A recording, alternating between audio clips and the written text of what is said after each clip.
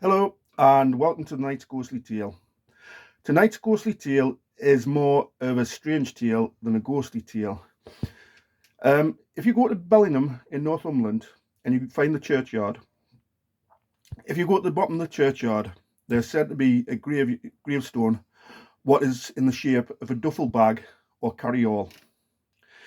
The story to this graves is set about 150 to 200 years ago. The Lord of the Manor at Bellingham was going away for a week or so, and he'd left instructions with his servants not to allow anybody into the hall while he was away.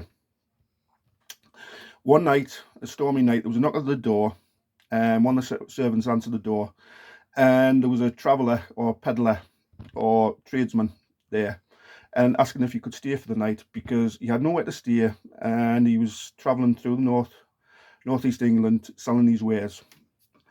The servant said she could not let him stay, and she apologised and said there was no way. The traveller says, would it be possible for him to leave his duffel bag, which had his belongings in, which he was selling on his route around the northeast?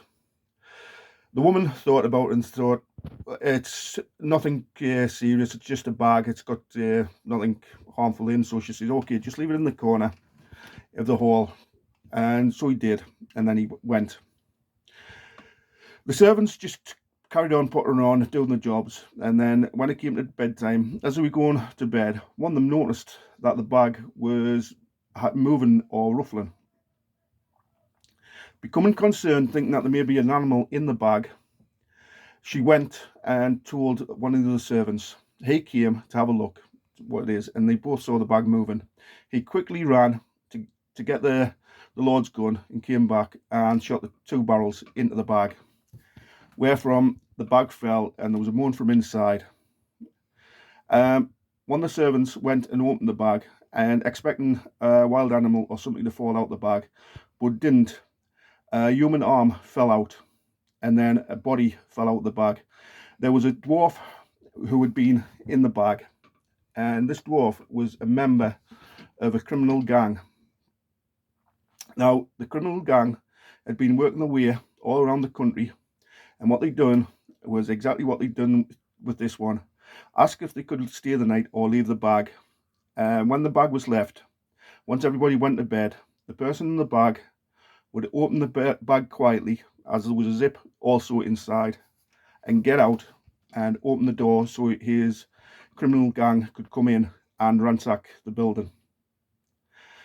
The servant who'd shot at the bag went to the front door, opened it up, and once outside let 2 shots off so that the criminal gang would realise that they'd been stumbled and wouldn't raid the house.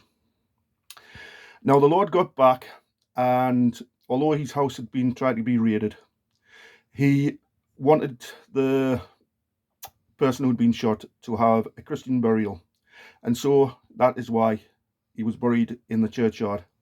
But it was far away from the church, right at near the bottom of the far side of the graveyard, out the way, and it was marked, like I said, as a duffel bag or carry-all.